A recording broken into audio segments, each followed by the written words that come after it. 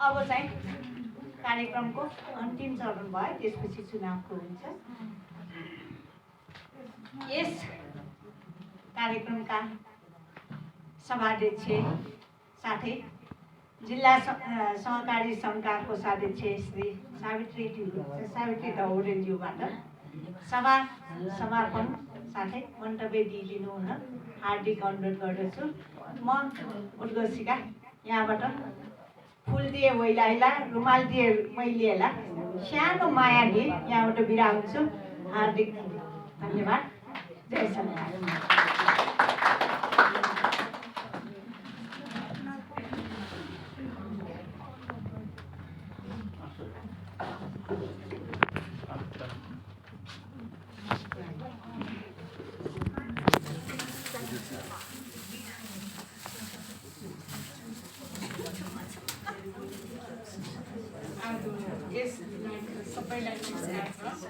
आज यस नारी कल्याण बौद्ध तथा सहकारी संस्थाको 27औं वार्षिक सभामा आउनुभएका नारी कल्याण नारी सेवा तथा जिल्ला सङ्घका सञ्चालक सरला पचखनाज्यू, त्यस्तै विनायक बौद्ध तथा कोषका नारायण प्रसाद सङ्गमिकाज्यू, त्यस्तै डिभिजन कार्यालयका पूर्व कर्मचारी कृष्णबहादुर खड्काज्यू, त्यस्तै जिल्ला सङ्घका प्रवर्तक मेघनाथ घिमिरेज्यू, त्यस्तै आजका यस कार्यक्रमका निर्वाचन संयोजक सरिता उपाध्यायज्यू, सक्षम बचत कोषका प्रवर्तक पार्वती थापाज्यू र यस संस्थाका सञ्चालक समितिका सदस्य, लेखा समितिका सदस्य, कर्मचारीज्यूहरू र संस्थापकज्यूहरूमा मेरो सहकारी अभिवादन गर्दछु। आज हामीले चाहिँ यस 27औं वार्षिक सभासम्म हामीले त्यसरी हामी सबै मिलेर टिम वर्कको हिसाबले हामी गइरहेका छौँ। सरले जसरी अघि भन्नुभयो टिम वर्क राम्रो हुनुपर्छ, अवश्य पनि हो। हामी टिम वर्क राम्रो भएपछि हाम्रो संस्थालाई चाहिँ ढिलो बनाउन र हामीले राम्ररी गरेर जान सकिन्छ भन्ने मैले चाहिँ यो धेरै अनुभव गरिसकेको छु र हाम्रो पनि टिम वर्क राम्रै छ। हामीले चाहिँ अब जुन बेला जसरी चाहिँ हामीले चाहिँ यहाँ चाहिँ हाम्रो मिटिङमा आऊ भनेपछि जस्तो किसिमबाट भए पनि उहाँहरू आएर सहभागी भएर हाम्रो समाधान गर्दै आइरहेको छ। हाम्रो टिम वर्क चाहिँ हाम्रो राम्रै छ। त्यस कारणले चाहिँ म टिम वर्कमा फेरि पनि पछि पनि म यो टिम वर्क चाहिँ हामीलाई चाहिन्छ भन्ने मलाई लाग्छ। टिम वर्क चाहिँ हाम्रो जहिले पनि जुनसुकै बेला पनि हामीलाई चाहिँ यो टिम वर्क भयो भनेदेखि हामीले सहकारी संस्थाको आवश्यकता यो समाधान गर्दै हामीले चाहिँ लैजान सकिन्छ भन्ने म जानकारी गराउन चाहन्छु। यो आज चाहिँ यो कोभिड-19को चाहिँ यो चीनको वुहान भन्ने ठाउँबाट सुरु भएको यो कोभिड-19ले विश्वको यो कोभिड-19ले विश्वमा महामारी फैलिएको रोगले लाखौँ लाख मानिसको चाहिँ ज्यान गएको छ भनेदेखि लाखौँ लाख मानिस चाहिँ निको भएर घरमा गएको छ। त्यसैले अब यो चाहिँ जुन यहाँ मृत्यु भएको छ त्यो चाहिँ 1777 रुपियाँ 77 चाहिँ हाम्रो यो मृत्यु भएको पनि छ। यो चाहिँ मन्त्रालयको स्वास्थ्य मन्त्रालय जनसङ्ख्या मन्त्रालयबाट यो सूचना चाहिँ यो उसमा प्रकाशित भएको हो। त्यसमा चाहिँ हाम्रो सूचना चाहिँ यो कोभिड-19को चाहिँ मृत्यु हुने 80 मृत्यु भयो, 80 चाहिँ सङ्क्रमण भयो भन्ने कुराहरू चाहिँ बेला बखतमा हामीले चाहिँ जनस्वास्थ्य मन्त्रालयबाट चाहिँ हामीले सुन्दै आइरहेको छौँ।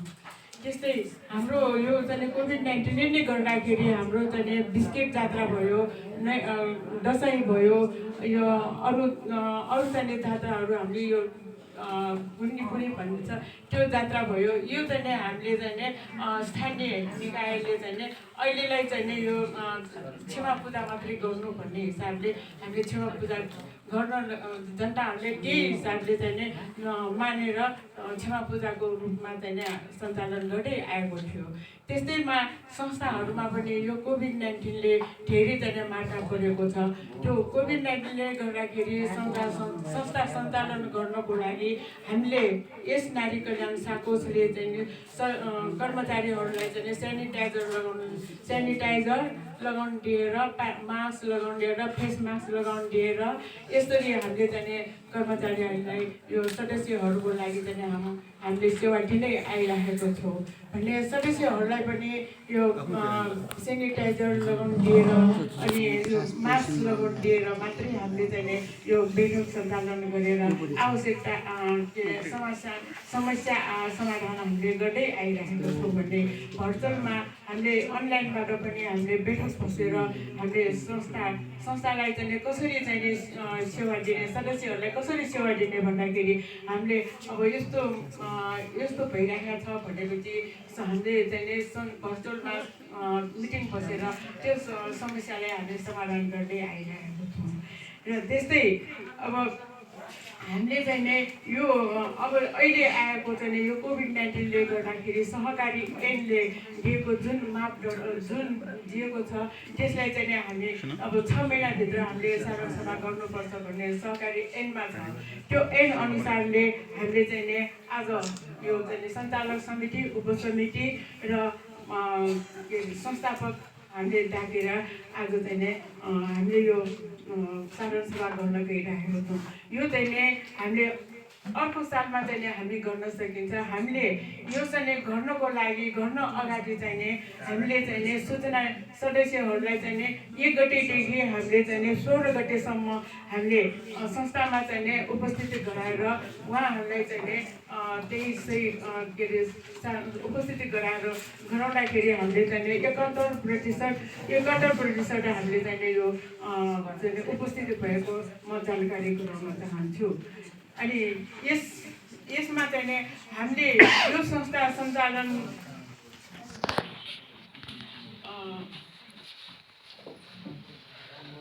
हामीले यो संस्था सञ्चालन गर्नको लागि कैलाश भट्ट प्रेरणासँग अघि पनि यहाँ कुरा उठिसकेको छ, सामाजीले पनि भन्नुभएको छ र हाम्रो नारायण सरले पनि भन्नुभएको छ।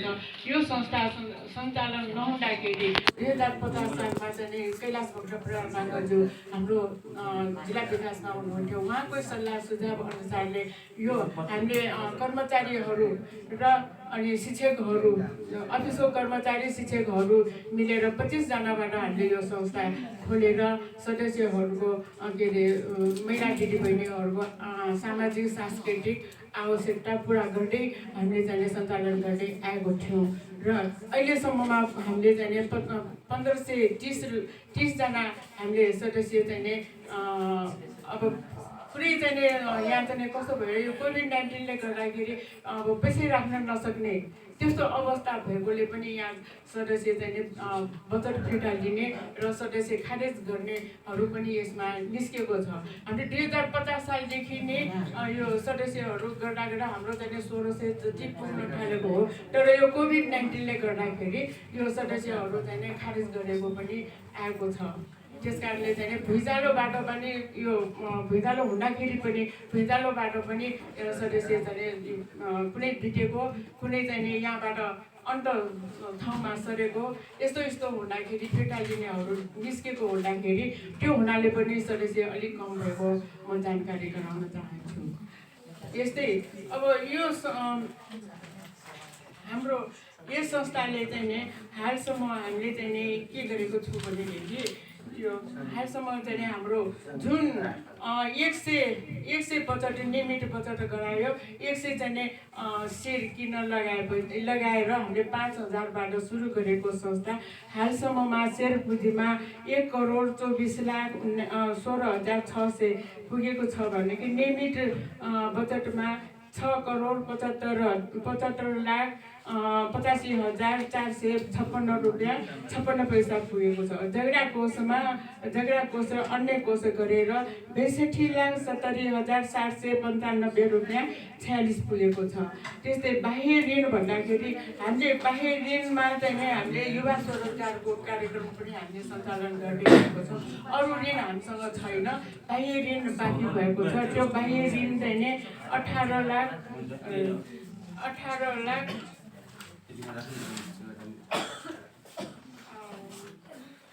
18 लाख चाहन्छौँ हाम्रो चाहिँ त्यो ऋण 18,74,997 हाम्रो बाह्य ऋण बाँकी छ। अन्य दायित्व 46,18,858 रुपियाँ 23 पैसा हाम्रो चाहिँ अन्य दायित्व बाँकी छ। त्यस्तै गरेर कर दायित्व, यो कर दायित्व भन्दाखेरि यो हाम्रो नाफामा चाहिँ कर कटिएको छ। त्यो चाहिँ कर चाहिँ हाम्रो 77,381 रुपियाँ 71 पैसा बाँकी छ। कुल हाम्रो दायित्व 9,44,44,088 रुपियाँ 96 पैसा हाम्रो चाहिँ कुल चाहिँ हाम्रो दायित्व छ भने ऋण लगानीमा चाहिँ हाम्रो 6,85,96,674 रुपियाँ ऋण लगानी छ। अन्य लगानी भन्दाखेरि विभिन्न लगानी हाम्रो जिल्ला बचत सङ्घ, जिल्ला सङ्घ अनि नेप्सकोन यस्तोमा हाम्रो चाहिँ बचत र सेयरहरू लगानी गरिराखेको हुन्छ। त्यसमा चाहिँ 24,60,525 रुपियाँ 41 पैसा बाँकी छ। नगदमा चाहिँ हाम्रो यसपालि चाहिँ बढी नै भएको हो नगद मौजामा। र यो अन्तिममा चाहिँ यहाँ नगद मोडेटिभ बचत राख्न आएको हुनाले यो नगदमा चाहिँ अलि बढी भएको देखेको छ। र ब्याङ्क मौजामा चाहिँ 1,98,424 रुपियाँ 98 नगद ब्याङ्क मौजाहरू बाँकी भएको हो। त्यसमा चाहिँ यस ब्याङ्क यो हाम्रो तरलता चाहिँ यो बढी भएको कारण किनभनेदेखि हामीले चाहिँ यो निक्षेप मोडेटिभ बचतमा चाहिँ यो ब्याङ्कमा चाहिँ ब्याज झिक्ने बित्तिकै त्यहाँबाट झिकेर हामी कहाँ यसरी चाहिँ यो मोडेटिभमा राख्नु ल्याएको छ। त्यस कारणले चाहिँ तरलतामा अलिकति पल्स अनुसार अहिले सोनाजीले भन्नुभयो पल्स अनुसारले चाहिँ त्यसरी चाहिँ बढी हुनु गएको हो। चालु सम्पत्तिमा चाहिँ 20,57,281 रुपियाँ 25 पैसा छ। स्थिर सम्पत्ति हाम्रो 22,66,637 रुपियाँ 95। कुल चाहिँ सम्पत्ति हाम्रो 9,28,44,088 रुपियाँ 96 पैसा। यो चाहिँ सम्पत्ति र दायित्व बराबर हुनुपर्छ। त्यसले चाहिँ हाम्रो चाहिँ 80 भएको हो। र जुन पल्स अनुसारले चाहिँ हाम्रो यसपालि चाहिँ ऋणमा पनि हाम्रो चाहिँ फिर्ता ऋणमा चाहिँ हाम्रो चाहिँ कमी भएको छ गत सालको भन्दा।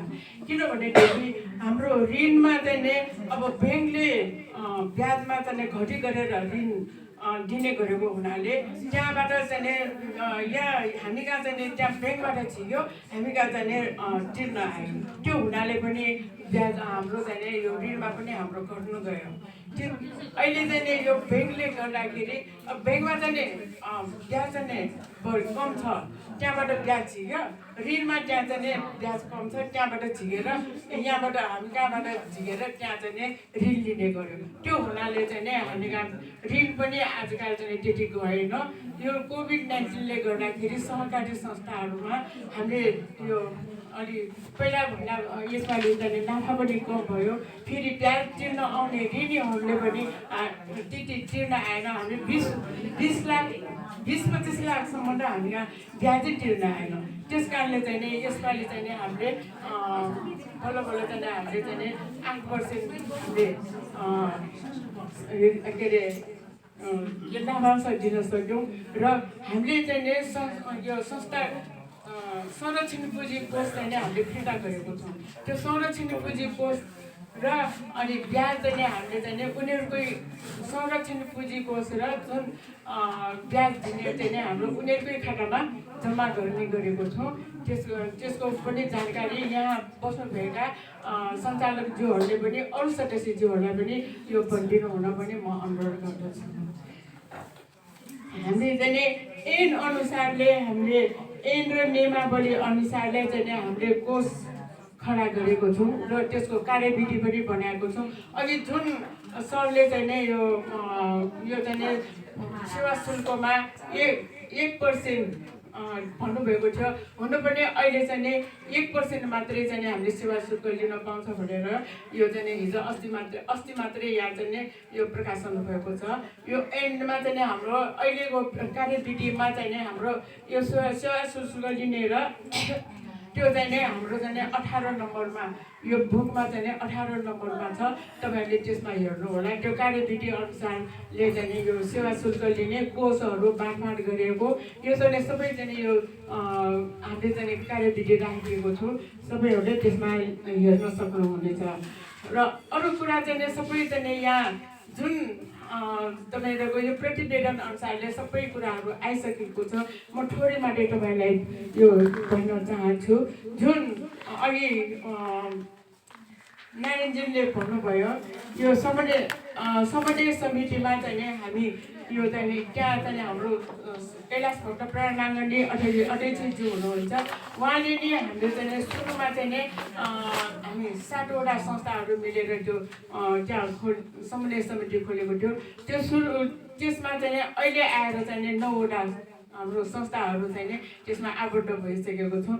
त्यो समितिमा चाहिँ नि हामीले यहाँ चाहिँ नि हाम्रो संस्थामा चाहिँ नि रकम नभएमा रकम चाहिँ नि लोन दिनलाई रकम नभएमा हामीले चाहिँ नि त्यहाँबाट के अरे समन्वय समितिबाट हामीले लोन लिएर हामीले यहाँ चाहिँ नि सदस्यहरूलाई लोन दिनलाई सकिन्छ भनेदेखि हामीले पनि हाम्रो संस्थामा हामीले बढी रकम भएमा हामीले त्यहाँ पनि यो हाम्रो हामी कहाँ यति छ भनेपछि बित्तिकै त्यहाँ चाहिँ राखेर अरू संस्थाहरूलाई चाहिँ ऋण दिन सकिन्छ।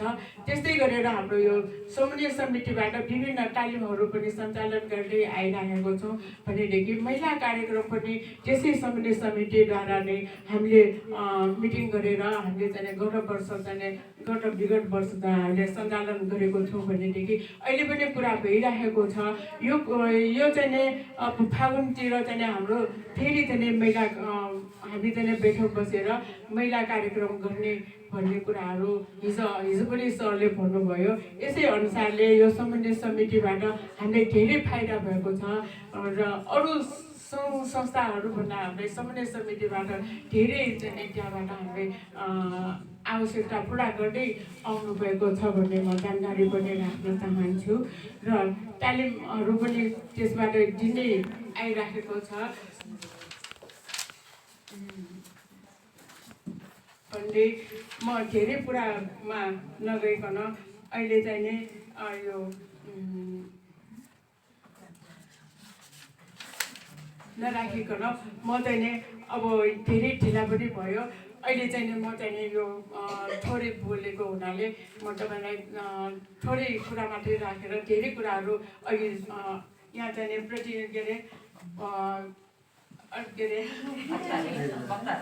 वक्ताहरूले पनि बोलिसक्नु भएको छ। त्यस्तै गरेर प्रतिवेदनहरू सबै चाहिँ किताबमा पनि छ।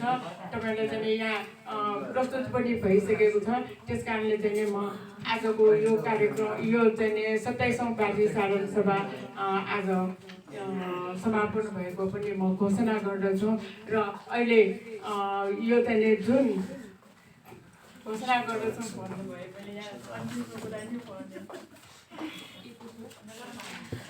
घोषणा गर्दछौँ भन्दै म चाहिँ नि अन्तमा तपाईँहरूलाई चाहिँ नि यस सहकारी संस्थाको उत्तरो प्रगति तथा समृद्धिको लागि प्रत्यक्ष अप्रत्यक्ष रूपमा यस संस्थालाई सहयोग तथा सुझाव प्रदान गरी संस्थाको